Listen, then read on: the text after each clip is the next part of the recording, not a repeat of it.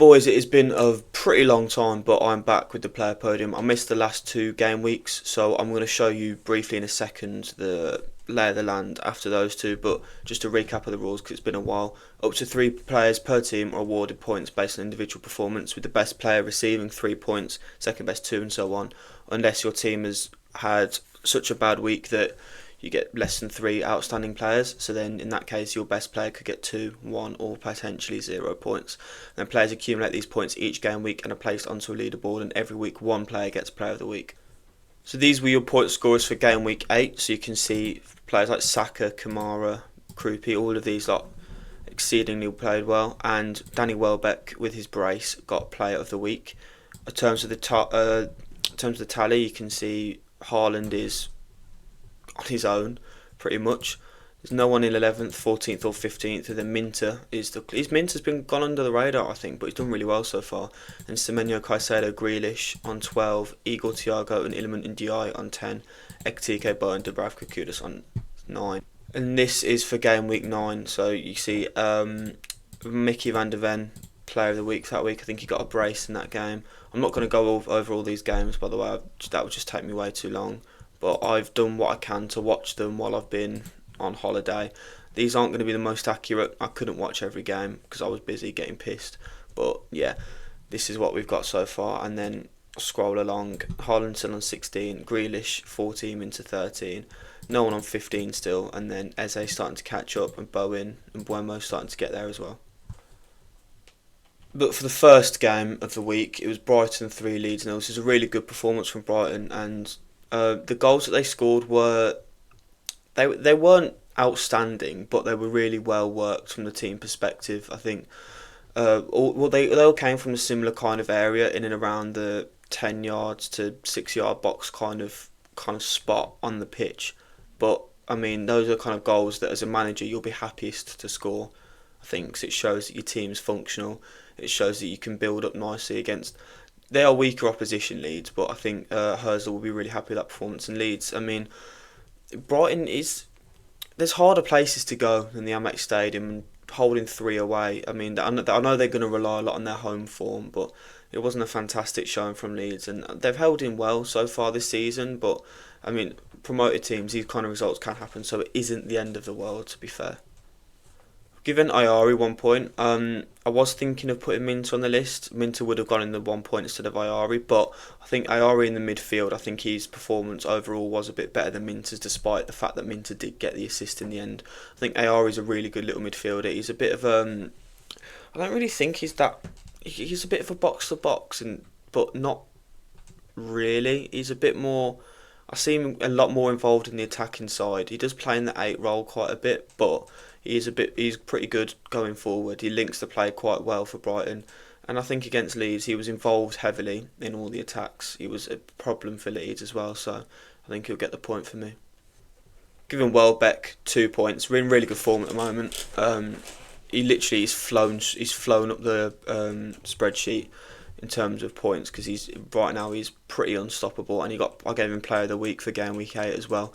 Another really well taken goal. It's a good striker's goal, and they said on Match of the Day about him being back up to Kane. I'm not 100% sure on that, but there are definitely worse options to have. You do have to wait though, because is this just another purple patch from Welbeck, or can he maintain this kind of form across the 38 game weeks? Giving Gomez the 3 points, another brace from him.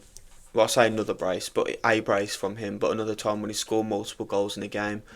He's really impactful off the bench, and it was a little bit less extravagant than his goals against Barnsley were. But I mean, you take what you can get, especially in the Premier League, and he really solidified the result there for Brighton. So yeah, I guess you don't complain how they go in if you're in Gomez's position. In terms of an individual aspect, there was no one that really shone for me for Leeds. In a 3-0 win, that's going to be the case.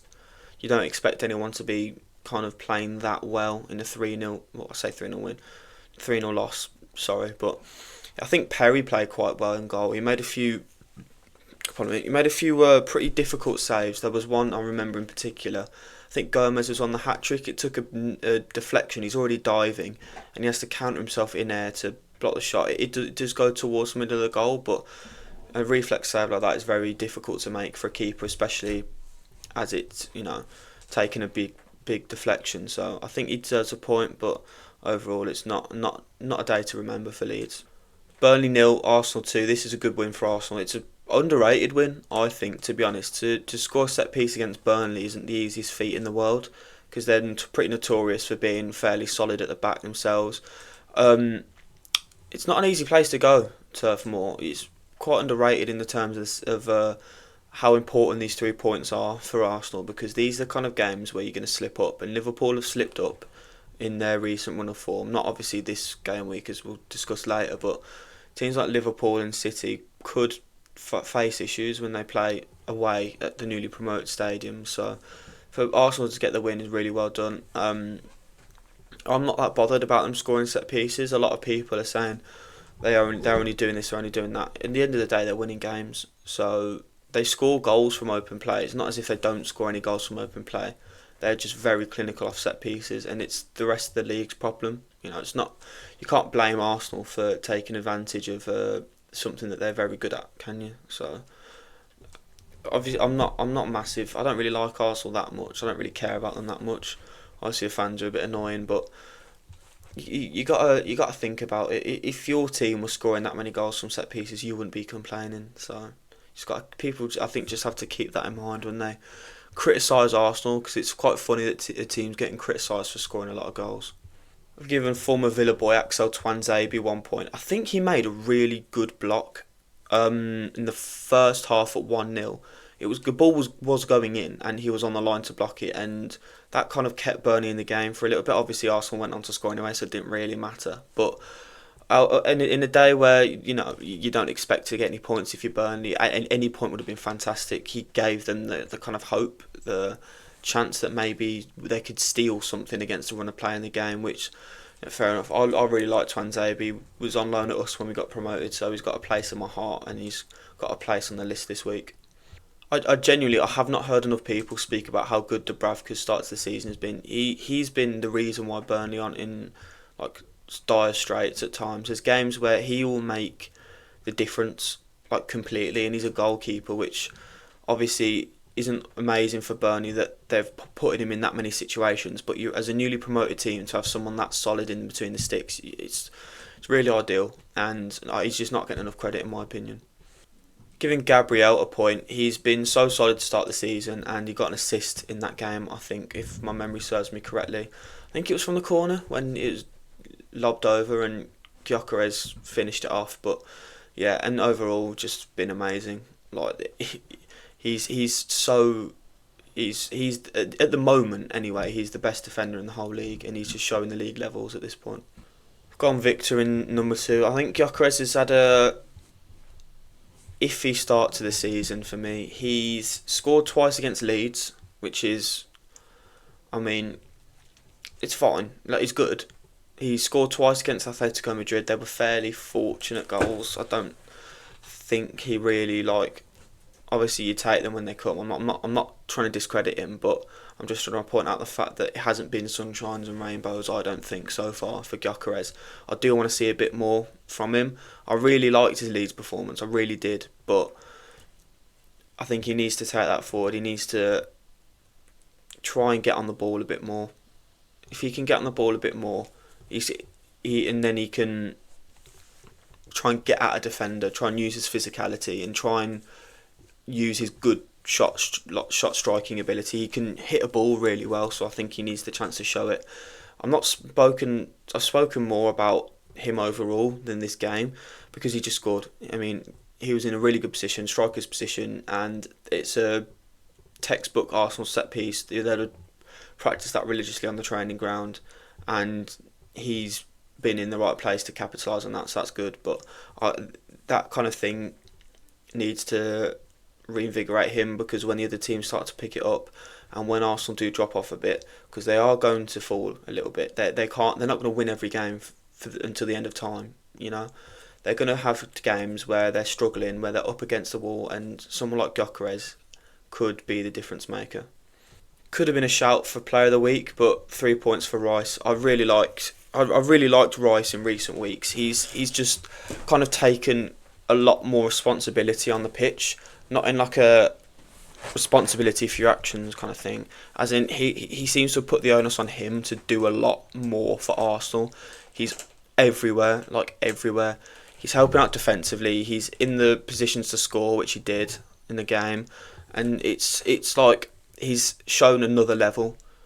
You know, I mean, he's in the debate with Caicedo. These two are the best midfielders in the league at the moment, and he's not up against weak competition. Caicedo's a fantastic footballer, but he's proven why he deserves to be in those kinds of debates. Is it just a chance for me to speak about how much I like Caicedo? Potentially, but I focus on Rice. I think he is going to be one of the best players at the coming World Cup.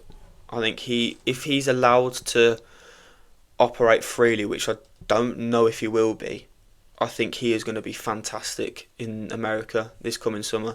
And that's why people want to start Wharton, because of how good Wharton is as a holding player and how much that will unlock Rice. And I would really like to see that for England. I really want to see this form continue. So yeah, 3 points deserved for Rice for me. Not the first blank slate this weekend. Crystal Palace 2, Brentford 0. Speaking of blank slates, I did forget to say that I'm recording this before the Everton-Sunderland game, so this won't be in this video. But next weekend's video, when I do the recap, I will show who got the points and I'll put them on the leaderboard, so you won't miss anything. So anyway, Palace 2, Brentford 0. Pretty routine from Palace. Brentford looked really bad in that game, I thought. I really didn't see anything going forward for them. Nathan Collins had a bit of a horror show at the back. Palace could have been 4-0 up at one point. I think Sarr hit the post and missed a really good chance. So obviously in a game where you're 2-0 up anyway, it doesn't really matter. But I think if you were him, you'd hope to get a few more GA on the sheet while you could. But yeah, it's a bit worrying for Brentford. I've been a bit up and down with Brentford. I've said, this is a really good sign, and then they could be in some serious trouble the next week. So what I'm going to say on them now is Brentford are going to get these points back at some point. I think that they've shown a lot of fight in other games, so that leads me to believe that this result potentially won't impact them that much. I don't think they'd expected to go to Palace and win. I don't think anyone can expect to go to Palace and win this season. So I think Brentford actually will be alright. I don't think this result doesn't change my opinion of them. I think I need to be more level-headed and less reactionary when I deal with Brentford, which has been a bit of a fault on my part, because I think they're quite inconsistent. So I need to account for that when I form my opinions of them. But yeah, there's nothing really much to say for Palace, to be honest. It was just a good performance, a good win. They were defensively resolute. They were clinical going forward, not as clinical as they have been or could have been, but against Brentford I don't really think you're worrying too much there, especially when they play in the way that they did. So yeah, well done Palace.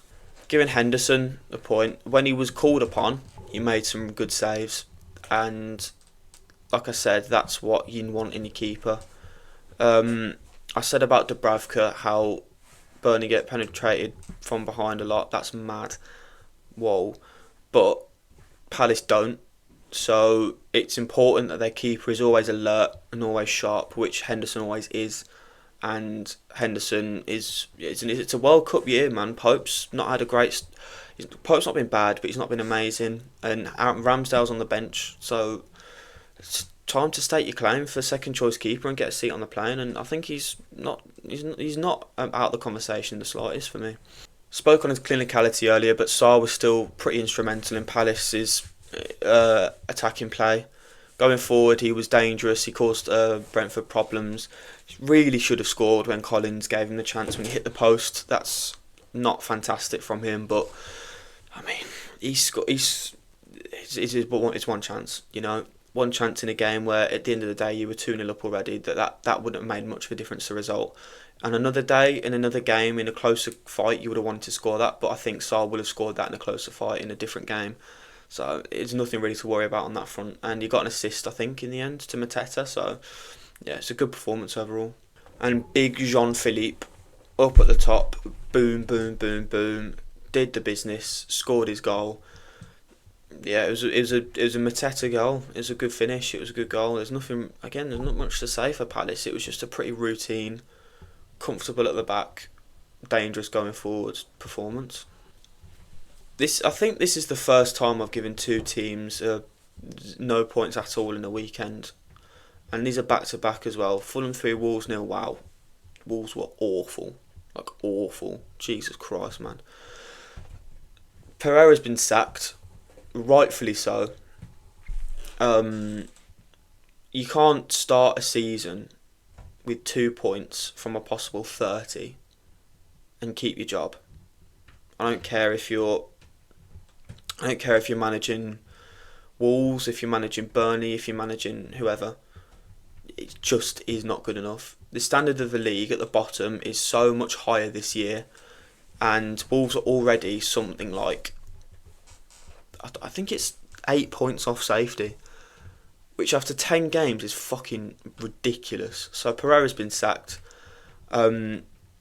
Deservedly so, like I said. I don't know who they're going to bring in. It will matter who they bring in because they have the squad to stay up. They showed it last season. They've got the players to stay up. They've replaced. They're not replaced fantastically, but the core of the squad is good enough to keep them in the league. They've got good players, so the next managerial appointment really is crucial because if they get it wrong, they're in serious trouble. Fulham, this was a really good performance, I thought. Started Kevin. I'm fairly sure. I'm pretty sure he started Kevin, yeah. Which is good. Iwobi moved deeper, which I think he played really well in that deeper kind of role. It gave them a creative spark, like a deep line playmaker type, which against Wolves is good. In what you need, you wouldn't play that against Arsenal or City because you'd need the defensive bodies, and you need them to play as a deeper line, more defensively resolute midfielder. But against a team like Wolves in the form that they're in, and the poor like performances they've put in, having Iwobi deeper was a good tactical call. And I think Marco Silva's earned his money there. And yeah, they whitewashed them. Wolves didn't really have a hope, to be honest. I mentioned him a second ago. Iwobi gets the point. It's as much as a point for Silva as it is for Iwobi because I don't think Iwobi's played in that role. Correct me if I'm wrong this season. So to change it up and so for it to work so well, I know it's not against the strongest opposition, but you've got to do as well as you can, and I think Iwobi was a major role from deep in why Fulham won that game. Ryan Sessegnon's really taken over Anthony Robinson's role at left back. He just can't get a look in at the moment. Sessegnon's been really good to start the season, and if he keeps it up, I don't see why they need Robinson to play. I don't think he's still injured anymore, but even so, man, Sessegnon's been really good. Got another goal in the game, really well taken, really good run from left back. He does, as a progressive left back, he does really well.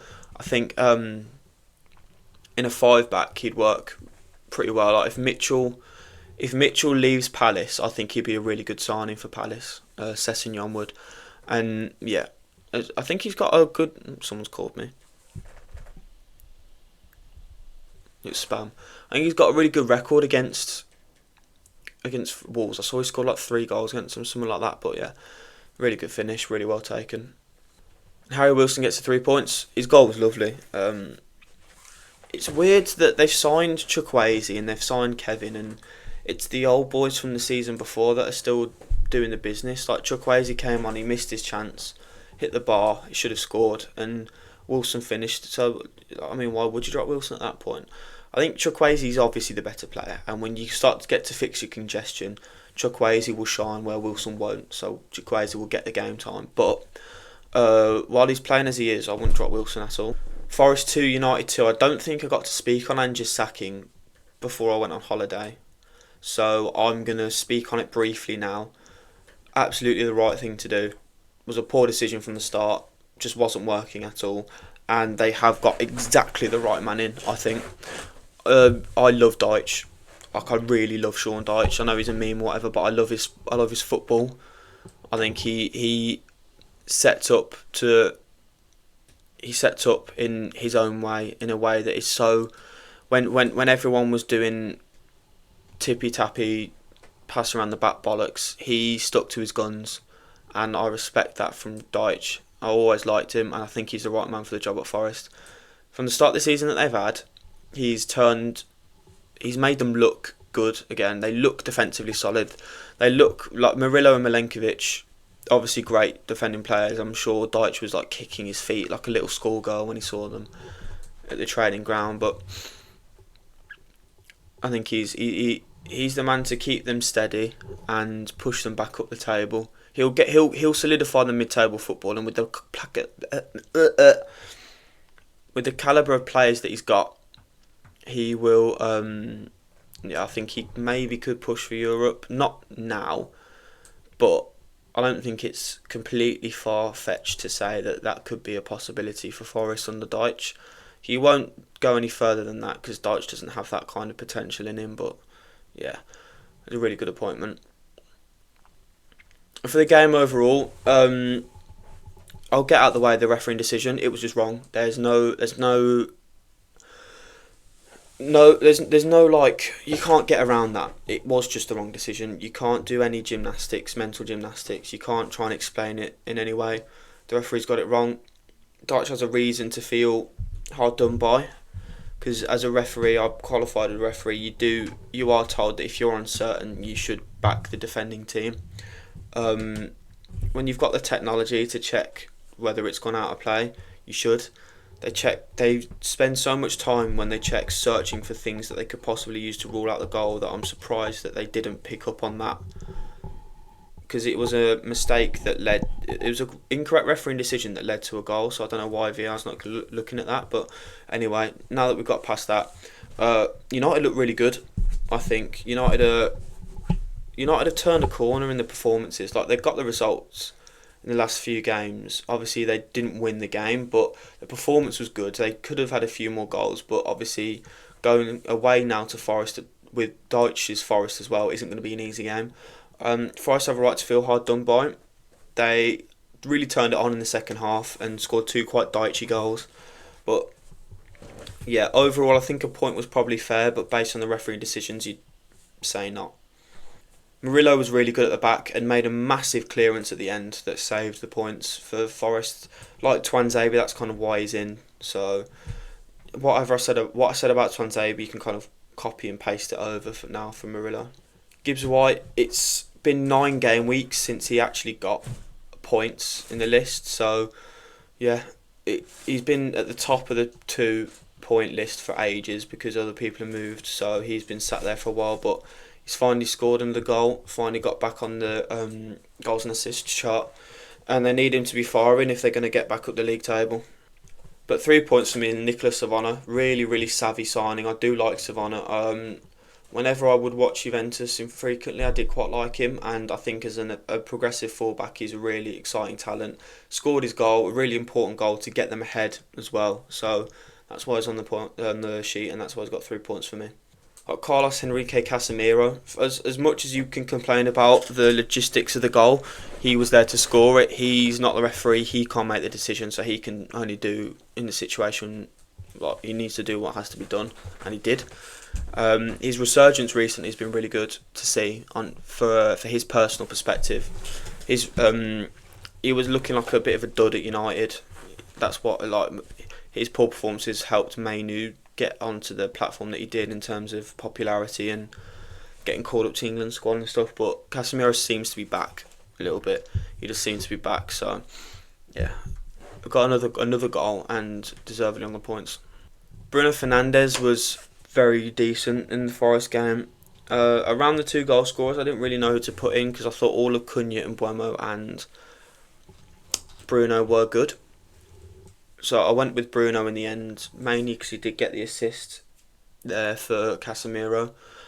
But I think when those three can get firing going forward, I think they're really positive. But then you kind of have the debate of they signed 3 players, for the forward position. So when you play them all, Sesko, Cunha and Buemo, you push Bruno back, which isn't really what you want. But it's a good problem to have anyway, I think, really, for United. But 3 points was Ahmad. He was up and down that right flank. His goal was lovely. What a finish that was. Rescued in the point. where they were looking like teetering out and not getting anything. So well done to Ahmad for the goal, and I think he deserves 3 points. Spurs 1, Chelsea 0. This was happening while I was in the airport, and I physically cannot describe to you how Chelsea were not more than 1-0 up. If it wasn't for Vicario and Pedro pulling his pants in front of goal, it could have been like 5. I don't know what Gittins is doing at the end. I thought for all money he was going to score that, given that he'd put in a really good performance the other week. It was against Ajax, wasn't it? He put in a really good show against Ajax. I think it was. It was Wolves. It was Wolves in the cup. It wasn't Ajax. 1 goal and 2 assists, I think it was, that he got in the end. So I thought for all money he'd score it, but I don't know how he missed that. It's pretty tragic. I had Chelsea on my bet, so I won 40 quid, so cheers boys. But Spurs looked bad. They really didn't look very good in that game. Simmons looked poor. Defensively, they were exposed so many times. It's weird, man. Like, Frank's usually got a fairly defensively solid team, but I don't know what it is about Chelsea at Tottenham Hotspur Stadium. They just get it done every time. He's kind of only on here because he was a bit better than everyone else, but Kudus gets a point mainly because he was the only positive attacking spark. It wasn't his best game by any stretch of the imagination, but in terms of the levels of the teams, if this is Chelsea, this is Spurs, and then this is Kudus here. So I think Kudus, in terms of being the only attacking spark, gets a point. Definitely deserved. Vicario gets on the sheet. Mate, obviously, I played in goal as a Sunday League keeper, so I'm sympathetic towards goalkeepers a lot of the time. But Chelsea have to be scoring those goals. I've got Pedro on Chelsea's side here. He's got points this week, but he has to be doing better this game. He could have had a hat-trick. Remember a few years ago when Nicholas Jackson scored 3 goals and still put in a horrendous performance? It was that kind of thing, but obviously a bit less shit. So without Vicario, it would have been 4 or 5 for Spurs. So they've got to really pat him on the back for his showing there. Really showing some of the doubters that he's still got it. Reece James gets a point when he plays in that transitioning role. He does really well when he kind of plays on the right hand side of the midfield, of the defence midfield kind of area. He kind of operates in the right back, centre back, right DM spot. He does that really well, and he did it really well against Spurs. I've got more to say about the other two, so I'm going to keep it brief about James. But yeah, he started to put in some really consistently good performances. He's been a bit of a standout recently for Chelsea, so he's got on the point sheet for me today. Pedro, man, deserves to be on the points. Deserves 2 points because his goal was really well taken. Come on, mate, you have to be scoring more of those goals. Not clinical enough in that game. Has to be putting more away. And if he gets those chances against City and he misses those chances, Chelsea will be punished. Undoubtedly so.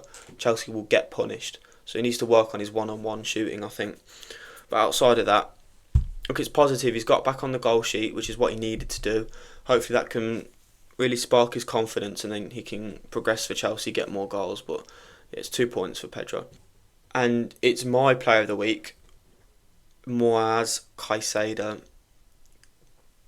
If you just watch the 30 seconds of play before Chelsea's goal, that doesn't come without Caicedo. Essentially, he won Chelsea the game.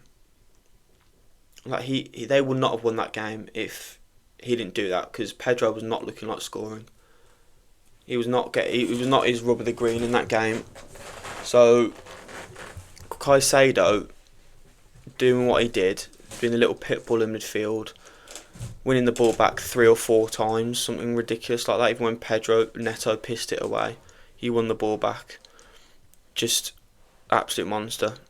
And touched on the debate earlier. Obviously, I have my opinions, but he's in the same calibre of player as Declan Rice, who is one of the best midfielders in the world at the moment, and Caicedo deserves to be there. I think he was the player of the week for me. Obviously, you can point to people who score goals, but there's more to football than scoring goals. There's players that you could score. Caicedo had an infinitely better game than Pedro, and Pedro scored, Caicedo didn't. that kind of thing. So I don't want to just look at goals when giving away Player of the Week. So deservedly so for me, Caicedo gets Player of the Week and gets 3 points. Liverpool 2, Villa 0. I was on the plane for this game. I'm happy I missed it because that would have just pissed me off if I watched it. It was just not a good game overall. On another day, maybe we score. Rodgers scores, Cash scores, I don't know. But I don't want to focus on that. What is Martinez doing, man? Like, what was he doing? I get Torres stumbled or whatever, but even if he didn't stumble, I don't think the ball's going to him anyway, and he just stands there and watches Salah put it in the back of the net. It's piss poor. It was piss poor. It was Martinez from last season. That's what that was. And the second goal, obviously, it takes a deflection, so I'm not going to blame Martinez for that. But yeah, Liverpool were better than us. Either way, I don't think Liverpool were fantastic, but they were better than us. They did deserve the win. But to be honest, I'm not that disheartened because their goals came of fortune slightly to them, and we've played well in recent games. So I'm not that sad really about the result. I've been more annoyed about other results this season. But for Liverpool, they needed this win like badly. This is like to keep their early looks of a title race alive. They needed to win because Burnley weren't going to beat Arsenal. Arsenal were always going to go to Burnley and get the 3 points, and they needed to end their form like pretty sharpish, and they did that. So fair play to Liverpool. Giving Salah a point, yeah, I know Salah finally gets another point. He wasn't even that good in the game, but he was in the right place at the right time. His finish was well taken, and it's what really gave them the platform to win the game. So I've given Salah a point in the end. Given Marmadashvili 2 points. If he doesn't get a touch on that Cash shot, that goes in for me. He touches it onto the bar, and that in itself is a bit of a game-saving moment. Like, overall, his play was good, his distribution was fine, his shot stopping was good, but that save in particular is a real highlight for me of his performance and Liverpool's performance in that game. And Gravenberch gets the 3 points, back in the team, and I was sad to see him in the starting lineup. I really was. It was another general midfield. Like, he was just a general again in midfield for Liverpool. It's like you can't. It's weird with Gravenberch because he's just a bit of everything. Like, he's everywhere. He does everything well. Obviously, his goal took a nick, but if you don't shoot, you don't score. He's kind of like Rice in that sense. He's a bit more defensive than Rice. Like, in every attack, Rice is in the box more than Gravenberch per se. But even though he plays deeper, he's still very influential going forward quite a lot of the time, and in the build-up playing also. It's kind of interesting watching Gravenberch play, especially when he's playing so well. But either way, he gets 3 points, and yeah, he puts to the sword. Giving Rodgers a point because I think in terms of our attacking play, he was the only one that was really he was the only consistent attacking spark. I guess it wasn't his best game. Like, he wasn't putting his best performance by any stretch of the imagination, but it's a really good shot he had that he hit the post. Like, and again on a different day that could have gone in, but you know, if you aren't a ball, should be your uncle. I also thought Sancho was alright from what I saw when he came on. Got a lot of criticism for getting subbed off, which was very unfair in the City game. He didn't deserve to get the criticism he did. Emery does that quite a lot when he subs players off. When he subs players on early doors, he does tend to sub them off later on in the game. So people are taking it out of context. But yeah, I think Sancho looks alright. But in terms of the overall game, Rodgers was the only one we can really hang our hat on and say that was a decent performance. City 3, Bournemouth 1. Bournemouth hung in there quite well. I did catch the second half of that yesterday. Bournemouth played pretty well from what I saw. They had quite a few chances. Krupi should have scored. I don't know how he didn't score in that game. He had a few clear-cut chances. He was in good form as well, so I would have put the money on him scoring, but you know, it wasn't to be. And City are just City. I mean, Haaland did his stuff. They shut the game out really well. O'Reilly O'Reilly put in a good shift, scored his lovely goal. Foden I thought was good as well. I liked Foden in that game. But yeah, one thing that I did pick up on though, which I did want to talk about, um, Villa City, we played the high line against Holland. It worked, but Bournemouth tried it and it didn't. And particularly on the second goal, I noticed that they always had one person who was 2 yards behind. So they'd have three players spread out across the pitch who were in line, and then there was always one player who was just behind. Oops. If you're gonna play the high line, you have to be disciplined enough to hold it. You have to all either be high up and in line, or further back and in line. Because when you've got three people holding the high line and keeping Haaland, who was offside, if you just look at those three players, keeping him off, but then Trufair, who it was Trufair, who's deeper, is playing you on, that invalidates the point of a high line. And it's not as if it was a bad line in general, it was just individual, I guess, ill discipline in that sense. And it was the first goal it happened as well. And across the game, I just noticed that Haaland holds his run really well against that line. So yeah, I think that was a bit poor from Bournemouth in that sense. I showed it earlier, but O'Reilly, his goal was really nicely taken. The defending was a bit shambolic because he's got the time. They're all looking for the block instead of going for the player and trying to score the goal, trying to make the challenge. They're all looking for that block, but he had the time to bait out Diakite, I think, lunging a little bit, and then put it through his legs underneath Petrovic. So that was really well done by O'Reilly, and I think he's really flourishing to become a little player for City. I got Shirky in the second spot, and I touched on it earlier, but I really liked Foden in that game. Those two were really, I think those two worked really well, and Doku as well. I would like to see that combination more, especially because I think Savinho was poor when he came on. But Shirky with 2 assists. His first header was just beautifully weighted. It was a really fantastic pass. And his second assist as well, just get the ball to Haaland kind of thing. So yeah, good performance for Shirky. If Pep can unlock him, then he's going to be a bit dangerous this season. I literally don't have anything to say about Haaland. He scored 2 goals. I'm giving David Brooks a point because I think he was better than Semenyo going forward, and I think he was better than Krupi as well, and Scott. I think he was, even though Bournemouth did have quite a few forays forward, I think when he had the ball going forward, his chances that he created were the most dangerous. So I've given him the point in that game for me. And Tyler Adams with the 2. I've seen Bournemouth fans say that he's quite underrated, which I think is probably true. He's quite a good little player, and I think this is his first goal for like ages or ever. So fair play to Tyler Adams for being in the place to get the goal. And it was a really important goal at the time as well, because to get them back to 1-1 really kept the game alive, and it was even alive at 2-1. So that goal was pretty necessary. So he did well there, but just a bit too short there for Bournemouth. I didn't expect this result in the slightest. West Ham 3, Newcastle 1.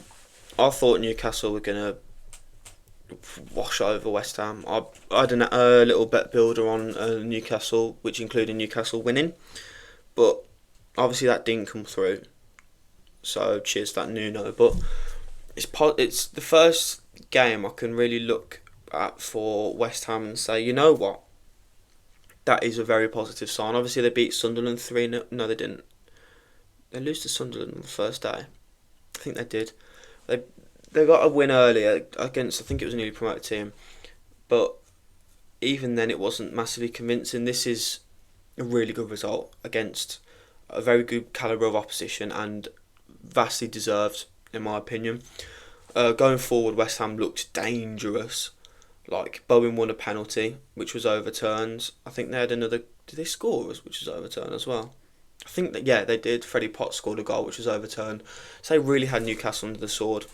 Eddie Howe, I wouldn't, if you're a Newcastle fan, if you are calling Freddie Howe out, then you are a bit stupid. But if I was Eddie Howe, then he has dropped a lot of points so far this season, so I would be a bit nervous for their league position, because I think they're in 14th at the moment, and that is not ideal for them. It's not what you want to see. But yeah, overall, it's really good for West Ham. I think that's a really positive sign. It's like it's the faintest, like it's a breath of positivity into a very stale environment. So you do wonder if it will last and if Nuno can take it forward. But I think they've got the right manager to do that. So yeah, I think this is a good start of something hopefully good for West Ham. Bowen's in the 1 point. He was doing a bit of everything. He was everywhere for them going forward. Won the penalty, which was overturned, and yeah, he's just proved he didn't score. I don't think he assisted either. I mean, he might have, but either way, even when he doesn't score, he's just so important for West Ham and how they play that they couldn't do it without him. So he gets a point for me. Somerville gets a 2 points. I've really liked him so far when he's played. He's very explosive down the left for Palace, and him overlapping with Diouf is a really good little combination. I want to see more of that. Both played really well in that game, but I think Somerville going forward was just that bit more deadly and was a little bit more dangerous. He's a bit of a live wire. I think outside of the box is where you want him. I don't think he's clinical enough to be a shooting winger type role, but I do like Somerville. I do like how he started this season positively so far. And Paqueta gets the 3 points, scored his goal, a lovely little finish, and just overall I think he proved he's the most talented player at the club again, which he is. He should have left though in the summer, because if West Ham can't keep it up, then people might not even want Paqueta. Obviously, there's a good player there, but if they look at the attitude that he seems like, some of the attitude issues that he might have, they might think, I don't really fancy that. But even so, really good performance and definitely putting himself in the shop window at least. Kind of put him in here because he scored, but Jacob Murphy, I want to say is I was critical of Murphy a few weeks ago because I don't think he's clinical enough. But his shot was really well taken, and that's the kind of thing that, for me, would keep Murphy in the team ahead of someone like Barnes or Elanga, because the one thing that I thought was missing from his game is clinicality and a bit of bravery in the box. But that shot, that goal was really nicely taken. I really did like that from Murphy. So obviously he's not listening to me or anything, he's not watching the videos, but I think that's a really good sign for Jacob Murphy that he's kind of proving me wrong in a sense. Obviously it's one game, so I can hold on to my horses, but for him anyway, that's a good sign. I'm going to have to change the format of this because I don't know what the fuck this is. Like, I don't know why it's done this. I hate these lines. Like, I just hate them. I don't know how it came about. I didn't want it to do that. I had to extend it to actually fit fucking Haaland onto the list, a little weasel. Oh my god, what have I done?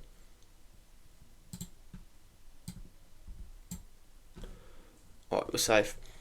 But anyway, this is the lay of the land. If you can get past the writing and the lines, you've got a long list of players are starting to form in the 1 and 2 points and 3 points lists as well. And then when you get over it, these are the performers. Haaland is so far ahead of everyone else, it's ridiculous. We'll have to wait and see where Grealish and Ndiaye end up after the Sunderland game, as well as you got over here, you got Ballard, got Xhaka's over here somewhere as well. So I will have to update you later on those ones, but yeah, Caicedo, Haaland, Grealish, Minter, Semenyo have been the best players for their team so far, and you can't really deny that, I guess.